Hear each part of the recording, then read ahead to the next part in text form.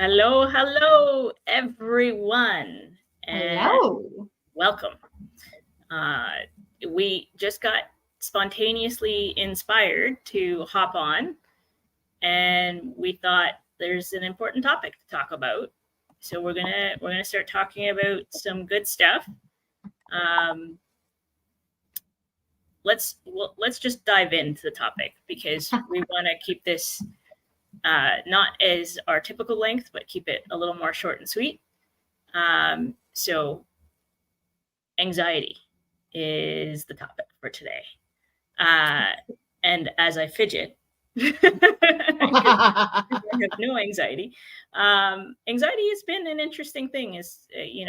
Everybody's got their things to carry as part of their journey, and anxiety has been a wonderful character in mine, a role playing character in mine.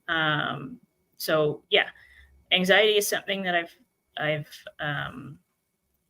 I don't want to use the word battle because When somebody says the word battle, someone else does tend to pipe up a little bit. So a little bit piping up. Let's say that I have endeavored to experience anxiety throughout my lifetime, and I have come a long way.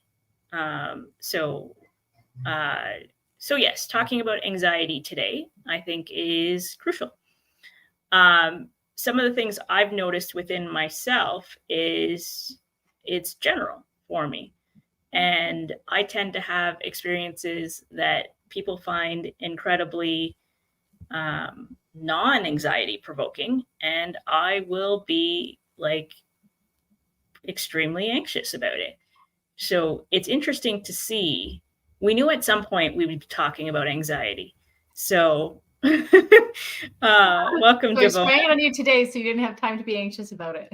Yeah. So yeah, we started having conversations a while ago about anxiety, and I have like 7 different topics coming to mind on what to talk about. But experiencing anxiety is an interesting thing. Some people have a tendency, which I noticed in the past that I had a tendency to do. Now I'm much more aware of it, is a sense of identifying as somebody who's anxious, or taking it and labeling it essentially as a possession, saying like my anxiety. It's not a pet. Like I don't take my anxiety for walks or play with my anxiety today. Like it's an emotion or an experience that I have, and it's a buildup of energy. Yeah. And one of the things I've learned in my time with anxiety, but also with psychology, is that there are many emotions that have a heightened level of arousal. And these emotions can be misinterpreted as each other's emotions. So somebody can experience anxiety or experience something that's like anxiety, nervousness or excitement, and then they label it as anxiety. But one of the things that I think helped me along the way is not claiming it to be mine. Because as soon as I was claiming it to be my thing, then it created this identity with it, and it made it part of who I am, because I almost carried it around like a badge of pride, or when some sort of wound kind of thing that I carried around. It's like, yeah, I have to deal with anxiety. And it's like everybody feels anxiety at some point in their life. Everybody feels it, but it doesn't have to be yours, right? So I caught myself every time I said my anxiety. I went, no, my experience of it, my emotion, my worry, my fear. So, but it could be all sorts of things based on the level of arousal. So I noticed that about myself, but I also had a recent experience that kind of surprised me. And I tend to have on a day-to-day basis, like a low hum of some sort of energy within me that I will from time to time label as anxiety. And it just pops out for any reason, anything. It's not involved. It's not a set phobia or whatever it may be. If I have to connect with somebody that I'm not comfortable connecting with, then it creates anxiety. I'm not anxious when it comes to presentations. I get nervous, but that's like a low grade sort of experience. But recently I went on a short road trip, a couple hour drive. And while I was driving, I was very close to my destination, about 15 minutes away or so, when I was on a highway. And suddenly I heard this loud bang and this very, very loud sort of sound that made me think that something underneath my car was dragging. And I didn't panic. Like, I was calm and composed. I pulled over. I got out of my car and I tried to check things at a safe distance. Nothing on my dash was lit up. My car is fairly new. And I was just puzzled. So I called Sheila and I was like, I'm on the side of the highway. Here's what happened. And then I'm like, I think this is all that I need to do. It's like my tires. I thought maybe tires, but I, discreetly and hurriedly sort of ran around and poked each tire and said, like, all of them are firm. Nothing looks flat. I looked underneath the car from the side, and I knew, based on knowledge that I kind of absorbed along the way, was, don't go into the front of the vehicle and, look underneath there, and don't hang out at the back of the vehicle. Just stick to the side away from the vehicle. So I did that. And then I said, maybe I'll drive along the edge of the highway very slowly and see if I hear anything, because I couldn't see anything. Nothing was showing anything was hanging or anything. And luckily I was close enough to my friend's place that she guided me to the nearest exit, and there happened to be a carpool lot there. So that's where I headed. But as soon as I picked up speed, I heard that sound again. I was like, I don't know what this sound is. And when you can't identify a particular sound, your mind creates all these particular things that says, what if it's this, or could it be that? And again, I wasn't doing that. I was trying to create some sort of understanding of, like, should I keep driving or should I pull over? But I happened to stop right by a bridge, so I had to keep going.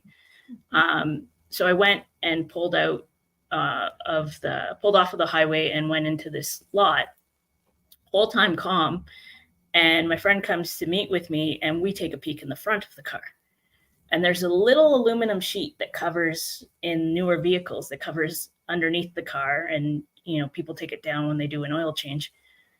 But that sheet fell, and that's what was dragging.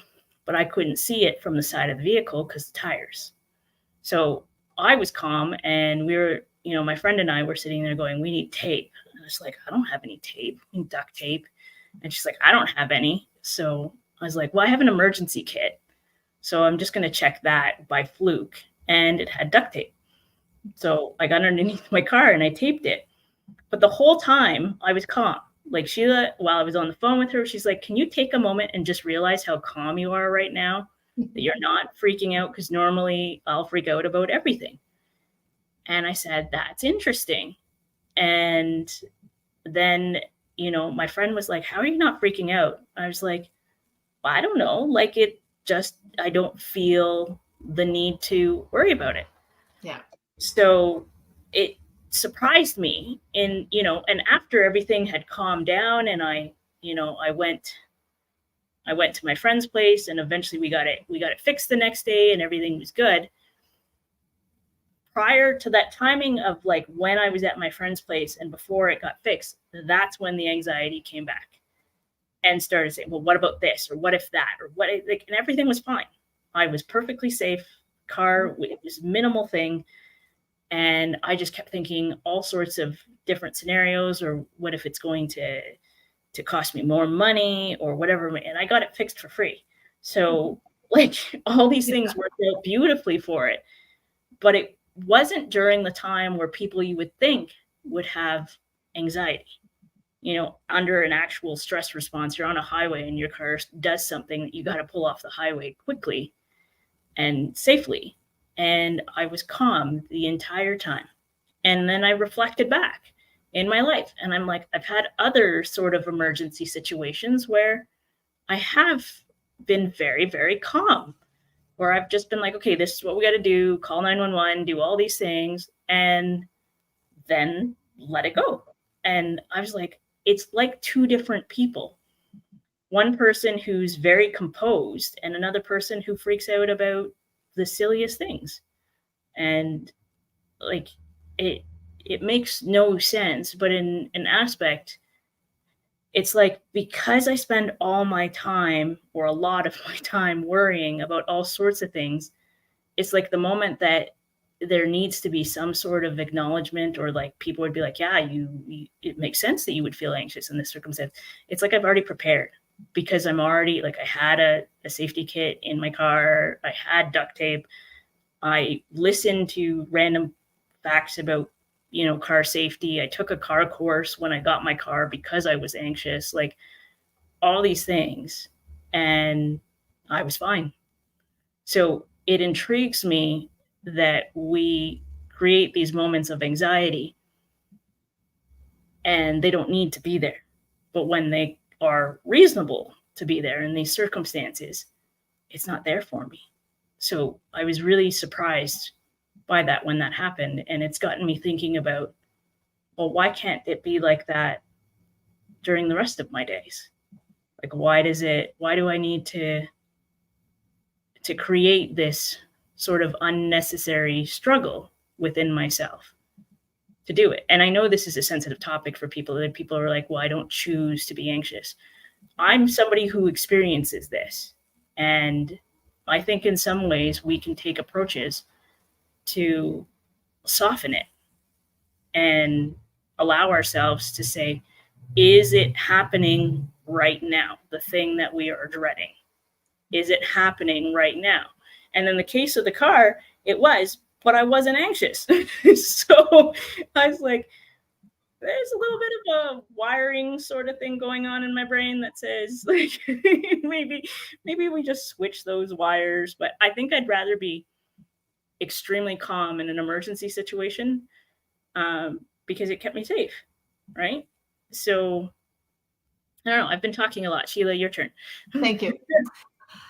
I did put up my hand. I don't think you even saw, because there's a lot there. And I think we are definitely acknowledging that for many people, this is part of their reality. And I'm not poking as much fun at you as I normally do, because I don't want anyone to take offense. And when I do ask you or point out that you're kind of choosing this right now, like all of these thoughts and this tension and the vibration that's getting, more heightened, there is no reason right now. You are choosing that. And you get really mad at me. You really do.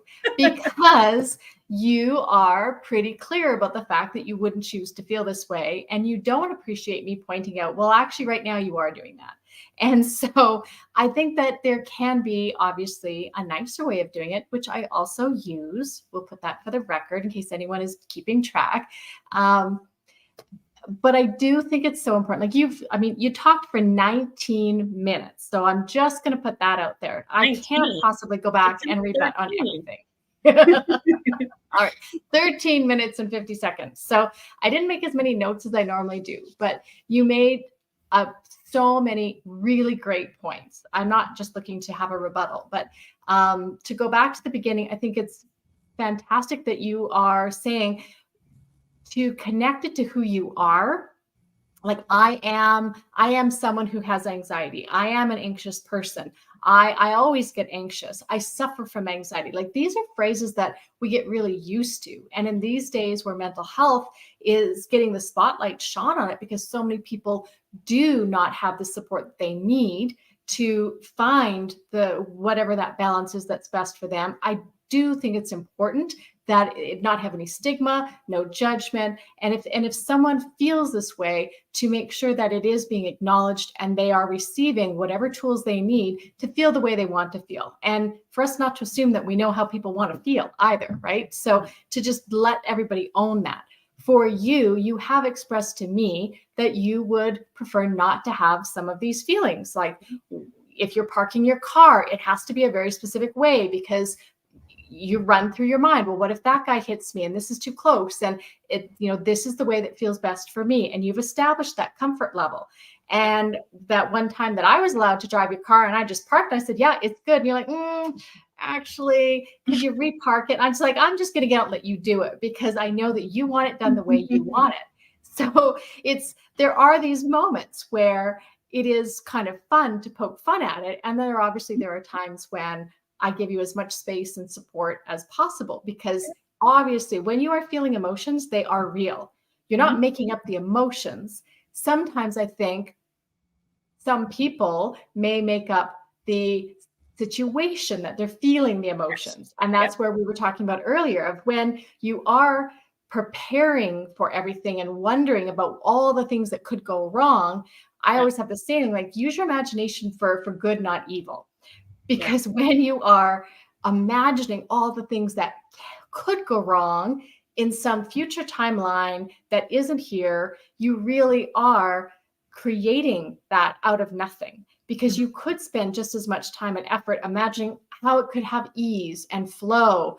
Or you could just think nothing about it and just think, oh, well, when it comes, if anything happens, then I'll deal with it in the moment. Yeah. And so often, of course, anxiety is tied to that feeling of safety or security. And there is that belief, well, but if I prepare for all of the possible scenarios that are terrible, I mean, I'm not even going to acknowledge that it might just be fine because I'm going to be prepared for all the things that could go wrong, then that's going to keep me safe. And an argument might be made that the only reason why you had duct tape in the car was because you had been worried at an earlier time and you made sure to get that safety kit and you made sure to go get the car training and all of the rest. And so that could be true. And yet it also could have been okay that you didn't have duct tape. Your friend would have just driven somewhere, bought some duct tape and come back. Do you know what I mean? Like it could have been dealt with in the moment if that's what was required. So I think it's important not to hold on to that and say, well, see, it only worked out because I had so much worry about it in the past. And I know some people might do that. Like I used to be like that. I've never had kind of that same attachment to anxiety, but I was definitely a worst case preparer. I needed to imagine all the things that could go wrong and make sure I had everything that I would possibly need to help in that situation. And then I could be okay. But it doesn't really work like that in life.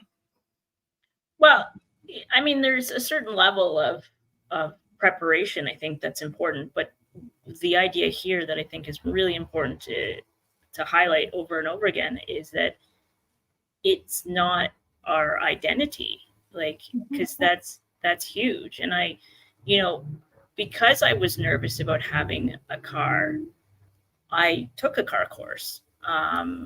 And because I was nervous about having a car, I got an emergency kit. And I think those are great decisions, but it's not even about the decision. It's about what's propelling you. Because if somebody was like, well, it's smart to have car knowledge, I doubt anything will happen, but it's probably good to equip myself with that knowledge. So maybe I'll take a course for fun. Whereas what's driving me to take the course was so that I wasn't anxious about having my car. The same thing applies to the kit itself. It makes sense to have a kit. But again, what was driving me? I was fearful, so that's an important thing, I think, to identify is that you can do the same action. Like two people can do the exact same action, but what's propelling them can create struggle for a person or not. Yeah. Like if, and this scenario here, Sheila and I are like night and day because I'm like a little like vibrating thing that just like says like, everything is crazy, everything's gonna go wrong, and then she's like, can you breathe? So it's just interesting to see that sort of experience where it's like, what's driving me in my day to day, and it's much less than before. Like before, I was very much driven by fear. And now I'm like, am I doing this because it's fun? Am I doing this because it's, I'm interested or I'm curious? And it's like, I'm curious about learning about cars, and I really am. Like, I watched the person who fixed my car and got underneath my car and got an understanding of it. And that was fun. So I like learning about things like that. But if I'm doing something because I'm ensuring that, in case the worst happens, I'm just sitting in this energy of creating all these possible experiences in my mind. And whether they come to fruition or not doesn't really matter. It's that I'm creating a stress response in my body each time I think about something that isn't happening now. And that's so important, because with the brilliance of our bodies, it will physically react to the emotions that you're creating. And that's what so many people don't seem to understand, that your body does not know if it's really happening or if it's in your imagination. And so with all of the stress hormones, the cortisol, the adrenals, everything is being activated. And that can create a lot of imbalance in your body, as opposed to allowing yourself to produce all the feel-good ones without, in any condition. And I love, if you want to at any point pull the comments over, like Javona says that she takes her anxiety dancing. And so she's allowing herself to notice, oh, I've got this feeling. Maybe it's anxiety, maybe it's a bit of nervous excitement, something in that realm, but it feels like it will feel better to move my body and to dance and to find the joy in it. And letting your body know we're okay, we are safe. Yeah, exactly. And it happens very, very rarely. But rarely will I have an actual panic attack. And I had a couple in the recent past that just came out of nowhere, and they came from me like creating something. Literally was panicked about, something that isn't likely to happen. It's a possibility, but isn't likely to happen. And then I started feeding that idea with anything that was confirming, and it escalated very, very quickly. So I remember I called a friend who lives in the UK, and she was like, do something, go for a run. I was like, you don't know me, I don't run.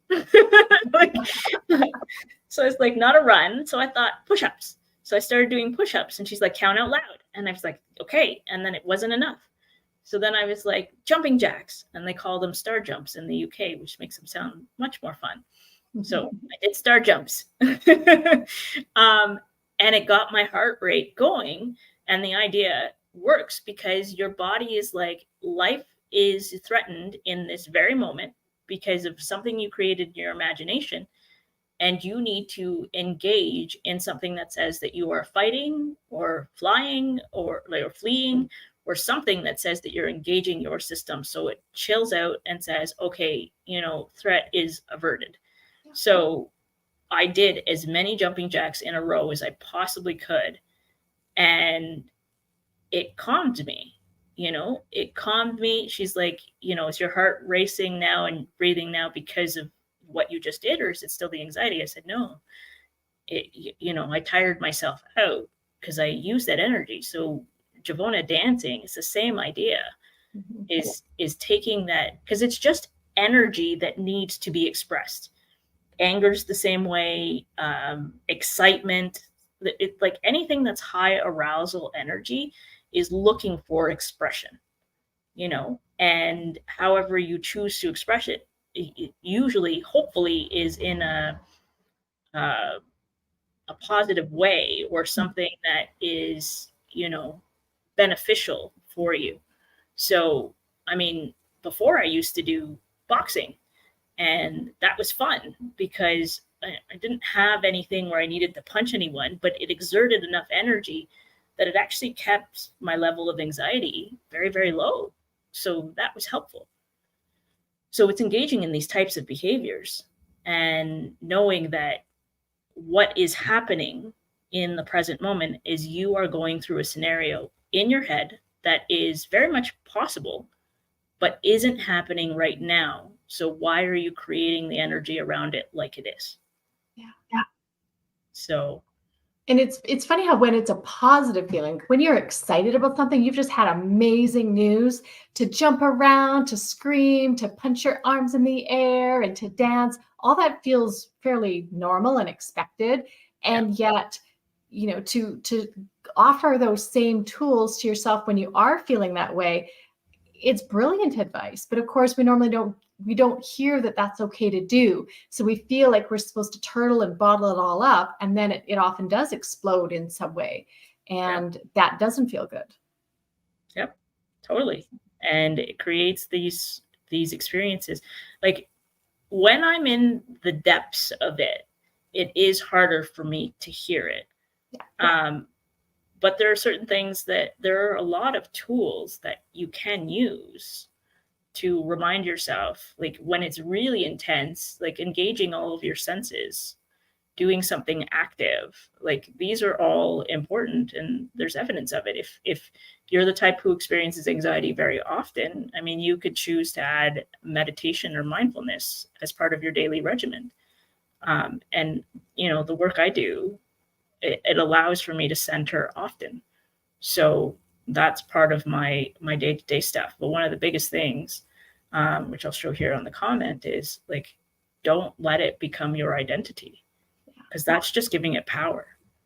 It's much better to say, I'm a happy person, or I'm a person who's usually excited, or whatever it may be, because that doesn't feel bad in your body. And by identifying something, hey lady, let me finish my comment. By identifying something as part of you, it's like you're telling your cells, be this way, like be fearful, be scared, or be light, be happy, because that's the energy that you're carrying. So go ahead and make your comment. Well, my comment is that I think it could be even better to not identify yourself with any of those emotions. Fair. And simply be you. And I am someone who sometimes feels sad. I am sometimes, someone who feels happy. Sometimes people, a great friend of mine, a counselor that she went to, would put sticky notes like sadness, happy, and like I'm wearing my sadness today, but I can also choose to take it off. Yep. To not feel as if any of these are entwined with who you are. You simply are you. You are neither good nor bad, happy nor sad. You are you. You're always just connected to that source of you. And we could take that even further if we wanted to go all spiritually and say that you are unconditional love within yourself. It's just sometimes you feel these other feelings, like you experience them, you wear them. Yeah. And you can take them off. And I think that's why I like meditation, is that it allows me to take off all the Post-it notes. I don't have to be anything. I don't have to say anything. I can just be right here in myself. And all I have to do is breathe. That's all. And I don't have to do anything to breathe. I can allow breathing and just enjoy that. For some people, though, meditation does not feel good. It makes them more attuned to the racing thoughts, and other tools can serve them better, at least until they feel a little bit different and then might want to try it again. But I know a lot of people, meditation does not fit well with where they're at right now. I used to be like that as well. And now I love it because I have found that place where I like that stillness. Yes. And it's an important thing to note that, like, people, when they assume meditate, and we can do a whole other call on this with meditation, is people assume that meditation is only, sitting in a particular position, your eyes closed, and being in silence. Meditation is mindfulness, and there are varying degrees of it. So being very attentive while you eat and savoring every bite, paying attention to what it feels like to wash your dishes and how the bubbles feel on your hands, or how it feels to wash a dish, or whatever it means. It's really slowing down and coming back to the now moment. That's the point of meditation, and you don't need to use meditation to come back to the now. But it is a great tool to use. But so many people in the shower just concentrating on the water touching your skin and just noticing the temperature and noticing that the pressure feels good and noticing that you can't really hear a lot around you because you're only hearing the water. For a lot of people driving, right? You're not really busy. I mean, you could be having a very busy mind while you're driving, but so often it is easier to just calm the mind down, noticing the road, just looking around. You're almost driving on autopilot because you're in that comfortable position and you're allowing the thoughts to just subside for that moment because you are taking in everything about the drive. And it is beautiful for people to understand that, yes, when they're doing that, it is the same benefit. Now, that's not the same as, I'm blasting my music and I'm singing and I'm worrying about what's for dinner. That's not the same. It's when you're going for those types of drives where you're just allowing everything to slow down within your mind. Yep. And driving is great for that because it preoccupies an aspect of your mind, especially if you're not well versed in it. Is any task that you can do that you're not skilled to the extent of like years and years upon doing it, it's going to preoccupy your mind. And when it does that, it's going to take the power away from your thoughts that are filled with anxiety. So anything to distract yourself is a great approach. And it's not the same as watching, something on Netflix or whatever it may be, because that's great. That's a distraction. But as soon as you come out of it, you're going to go back to the anxiety. Yeah. But if you're engaging in a particular task or a skill set that's preoccupying your mind, you're still going to be ruminating, but it's going to be different. It's going to be rumination in a sense that you are preoccupying some of your mental capacity to engage in that skill set, and then it's allowing you to slow down. One of the reasons I love drawing is it actually calms me. So I will draw, and because it preoccupies my mind and I get distracted about drawing something rather than, suddenly dying or something, whatever comes to mind.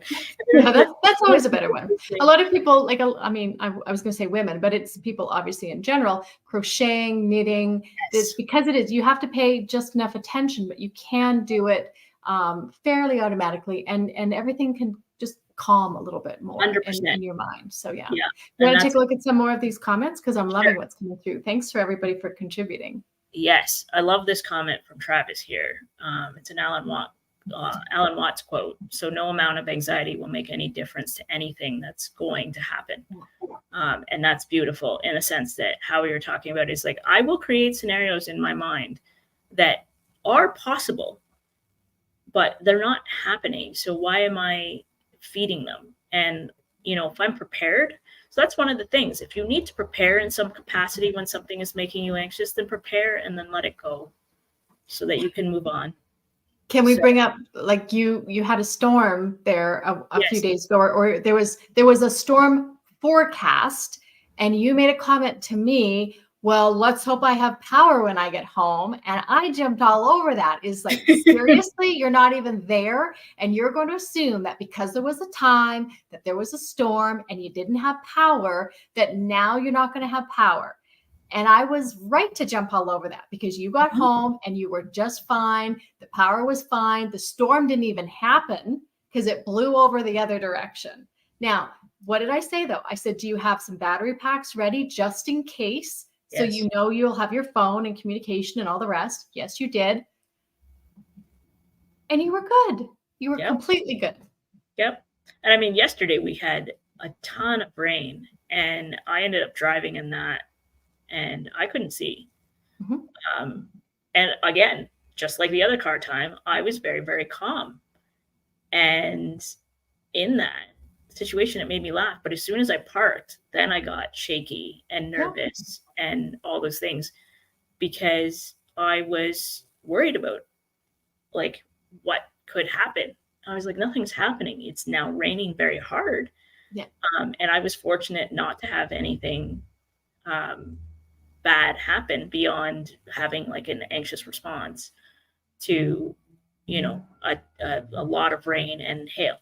Yeah. So, can I just keep interrupting a little bit here though, because I feel like you need to take a breath. And I love the fact that you got a little bit shaky after you'd parked the car. You decided, I do not want to be driving where I cannot even see. My wipers can't keep up with it. I'm going to pull over so that I know I'm safe.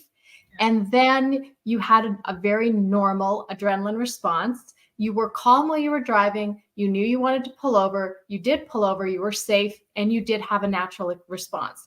And we are not judging that at all. In fact, I wouldn't even call that anxiety in the way that we started our conversation. I think that is a very normal survival instinct in our body. Now, you did know you were calm, and you maybe could have gotten even calmer quicker because the old habits you did let your imagination go, like, how am I going to get home? And what if this doesn't end? And that questioning pattern still is there for you, but you handled everything exactly as you could have in that moment. And just in case people are thinking that I'm not sympathetic or empathetic to your situation, I hate driving in the rain. I would have been terrified, and I would have pulled over the second it started raining like that, because I get very nervous driving where I can't see the roads. And whether that's from years of driving on ice and snow and you can't see the edge and your brakes don't work, like, I've got it in my own head. That's my big source of anxiety. And I know that about myself. And I also choose not to live where there's ice and snow as much as possible, because I know that I'm a good driver. And yet there is that sense of distrust in those situations, right? And that's what it always is am I going to be safe? That's the ultimate question for anxiety. And so I love how you responded in that rain situation, because it was very practical. It was very sensible. Taking precautions and staying safe is not anxiety, right? It's exactly how we need to live our life. And we don't want to, who knows what happens in the rainstorm, because we can't actually see. It makes sense to be able to see while driving, is what I'm saying, in a very roundabout way. And the thing that this is another sort of surprise for me, in a sense that, like I say, that Sheila and I are night and day, because I'm typically humming with some sort of anxiety, and she's not. But I'm fine driving in the rain. Like, it could be pouring a ton, and we took a trip recently where it was raining a lot, and I was super chill and just going, I can see enough that I know what I'm doing. I was on the highway. But ever since the thing happened with the car, then I've just been on edge about going over any bumps, it created this level of anxiety in me that now I'm nervous about all these things, and it'll fade. Yeah. So a couple of comments in the chat that we should get to. One is Tabitha here. Tabitha, you should be in bed, but I love that you're here. She suggests walking in nature and taking it all in is a great way for her to meditate. And I agree. I think grounding and being in a meditative state, or just going around nature. And I like to sit down on the earth, or put my feet to the earth and just connect. I think that creates just this sort of grounding. And I mean, there's energy associated. The earth has energy, and there's the Schumann resonance and all that stuff, but you feel calmer just by connecting to it. At least I do. So I think this is a great suggestion. So Julie, your question got chopped into two little bits. So I will just talk about it. And the idea is that she knows somebody who has a lot of anxiety, and the just noticing what the other comments are. Anyways, there are a lot that this person has a lot of anxiety, and she's attempted to remind this person to breathe and slow down, and that he's creating experiences to be very negative and unnecessarily, and can involve other people with him. So is there anything that we can suggest beyond what we've suggested? So I try to think of, one of the times that I had a sort of response, and it was very late, and she was in a different time zone. So I called her, or I told her to call me when I was having a panic attack recently. And the thing that she just kept saying over and over again was breathe. So, and I wasn't breathing. I was breathing, obviously, but I wasn't taking deep breaths. And she kept reminding me. And wonderful person Sheila sent me a weighted blanket. She's like, where is it? Literally that day I had received the weighted blanket. So the timing couldn't be any more perfect. And she's like, grab it and put it on you. So for some people who have anxiety, having pressure in a particular area, for me, it's the chest, actually calms me. That's why I like somebody to hug me or like squish me.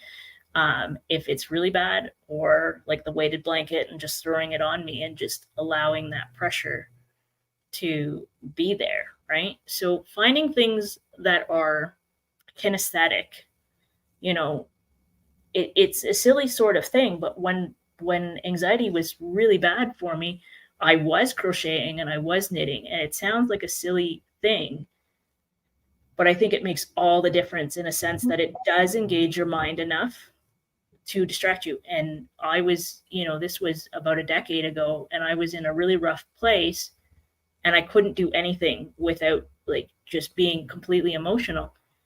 And I remember putting on Friends, very big fan of the Friends TV show, and crocheting or knitting. And that kept me at most peace as possible in that situation. So thinking about things, creating new hobbies, reminding yourself objectively what is real in this now moment, so having that awareness that what's happening is not real right now. Anything is possible, but you're feeding or engaging with an idea that isn't in your current reality. So, and yes, Julie, it would be a lovely gift for this person. So yeah. And like, you don't even have to get like a full size one. Sheila was smart. She got me one that was smaller. So I kind of use it as a throw now. And like, it doesn't take up the entire bed, but if I need it, then it's there for me to put it on. So, and Tabitha watches Friends, so that's good. I know we have other things in common too. I love that Travis says that cats are anti-anxiety. Get and pet a cat.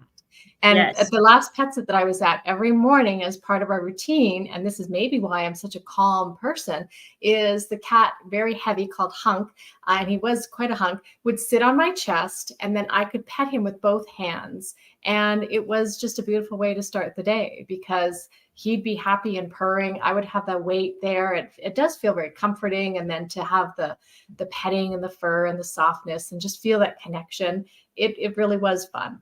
I didn't always love that it was at 5:15 or so in the morning, but just what a great way to start the day early. So I accepted it and appreciated it. But yeah, it's an interesting topic. I'm sure that we could talk a lot more. I think we're getting close to the end for today. Yeah. And I really wanted to thank Danay for being willing to be open about it, because I did suggest this topic because I know how many people do experience what they would call anxiety. Sometimes it's for just certain situations, and sometimes it is kind of just all the time, where you're always scanning. Am I safe? Am I safe? What do I need to be looking out for? What more questions should I be asking to make sure that I'm safe? What more scenarios should I be imagining? And it's exhausting. Yeah. Right? It's exhausting. Yeah. And if we can offer anything at any point for people to find some ease with that, I think it's worthwhile. Here's an interesting thing. And I'll have anxiety with all sorts of things, but one of the ones that creates a lot of anxiety for me is decision making. And we did a live on decisions, and Sheila and I recently ran a course. And then she was saying that we'll do like a 10-day course on decisions. And I said, yeah, and each client will have to pick the number of days. They'll have to decide how many days to attend. But Sheila, you want to tell them about the course that we're doing on Sunday? Well, it does turn out, and I love that this comes up, because decisions have played a really big role in our individual lives lately. And so again, this is makes it feel even better that we get to not only run the course, but take the course alongside everyone who joins us. But we do have the course running on Sunday. It's a nice, quick, short 2-hour 90-minute call. This one's a 90-minute call. Sometimes we find the 2 hours on a Sunday is a bit too much. So 90 minutes. And I think it's at noon Eastern time. It's only $15 to register. So we're pretty excited that people who are called will join us. And we're going to discuss some of these processes of how to make aligned decisions that feel choiceless. And I think we're going to have some different ideas than what some people might think of when it comes to making decisions. There will not be any pro-con list brought up, other than for me to say that that's what my dad taught me to do, and I no longer do that. No, God, no. That's not us. And people will get insight into a recent experience of mine that I battled with and had anxiety about. So, tell me again about what happened. Oh God, that I had an experience with, and the language. We're gonna do another live about the power of words. Don't worry, that one's coming. There is, yes. So yes, and so we don't want to keep this one too long. And Sheila's so much in demand that she's got another client lined up. So we want to make sure she's got time before her next call. Perfect. Thank you. Beautiful opportunity to share. And I did have some anxiety while I was talking. I could feel it. So that's why she told me to take a breath. Yeah. But I'm good. And I understand. I think it's important when we talk about a topic like this, because I deal with it firsthand. I have the experience with it firsthand, that I know what it's like, and I know, and I'm very confident that I can shift it.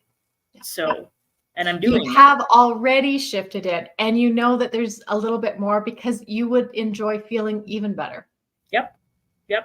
So, and it's very much possible. I know it's in that realm, and I keep getting calmer and calmer each day. You do. It's fun. Pleasure. So if anybody wants to join us, we'll drop the link for the Sunday course in the YouTube video replay comments. And we're having fun with this. I think next time maybe a lighter topic, because I kind of missed being able to bug you about more things. Yeah. Oh yeah, for sure. We'll pick. Yeah, maybe the power of words would be the best one, because we can play about that. So, but this was good, and I'm very good with speaking about it. So, thank you for the beautiful comments. I love that you attend and have your insights to share as well. So thank you so much, everyone. Sheila, always a pleasure, and looking forward to connecting on the next call. Stay tuned. Lovely, lovely people, because we're going to keep doing these. These are a lot of fun. So. Awesome. All right. Have a fabulous day wherever you are. Everyone. Bye. Bye.